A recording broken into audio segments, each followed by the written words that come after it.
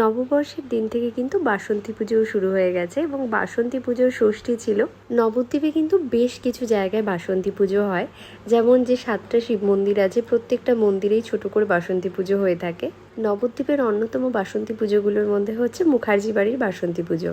আমি গত বছর ওদের বাসন্তী পুজো নিয়ে ব্লগ করেছিলাম, শেয়ার করেছিলাম তোমাদের সাথে, দেখে নিও।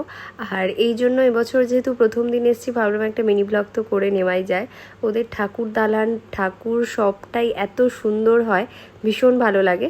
তো ওই মুখার্জি বাড়ি হচ্ছে দণ্ডবাণী তলায়, যারা জানো না তারা অবশ্যই এসে ঘুরে যেও, ভীষণ ভালো লাগবে। আর আমি সন্ধেবেলায় পুজোর সময়টাতেই গেছিলাম বলে আরও ভালো লাগছিল। তারপর আমরা চলে গেছিলাম যোগনাথ তলায়, যোগনাথ শিবের মন্দিরে, এবং সেখানেও বাসন্তী পুজো হচ্ছে। আর পুজো হচ্ছিল আমরা যখন গেছিলাম, পুজো আরতি সব কিছুই দর্শন করতে পেরেছি।